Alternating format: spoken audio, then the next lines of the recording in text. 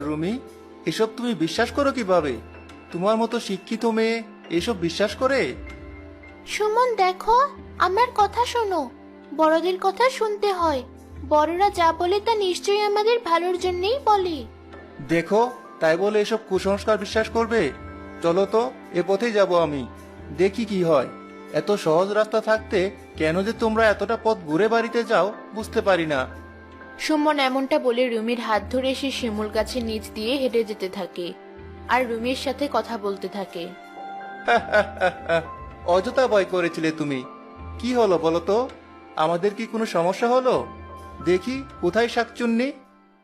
এই শাকচুন্নি, কোথায় তুই? দেখি তো তোকে। এই দেখ আমার সুন্দরী বউ।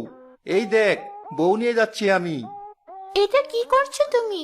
শাকচুন্নি শুনে ফেলছে তো সবকিছু। চুপ করো। আরে রুমি, অযথাই ভয় পাচ্ছ।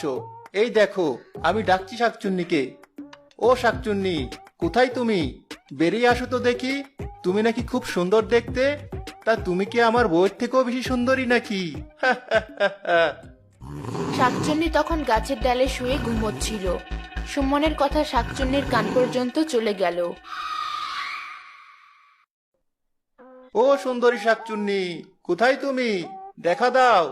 দেখি, তুমি বেশি সুন্দর নাকি আমার বউ? এ কি করছো? দেখো সুমন, এসব কিন্তু ভালো হচ্ছে না। যদি সত্যি শাকচুন্নি বেরিয়ে আসে। বউয়ের আমার রাগ হয়েছে বুঝি? আরে, কে ডাকে আমাকে? মনে হলো কেউ আমাকে সুন্দরী বলে ডাকলো। কিন্তু আমার গাছের নিচ দিয়ে কেউ তো কখনো যায় না। এ সময় তাহলে কে যাচ্ছে?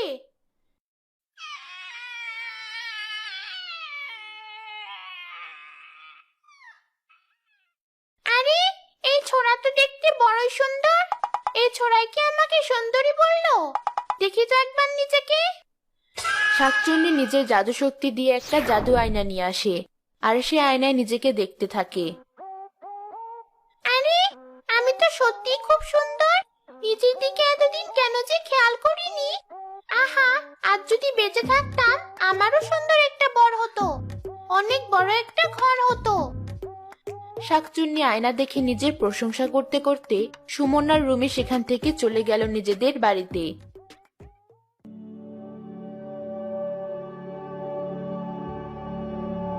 জানো মা, তোমার আদরের জামাই কি করেছে? কি করেছে জামাই? এভাবে কেন বলছিস? তোমার জামাই আজ আমাকে শিমুল গাছের নিচ দিয়ে নিয়ে এসেছে।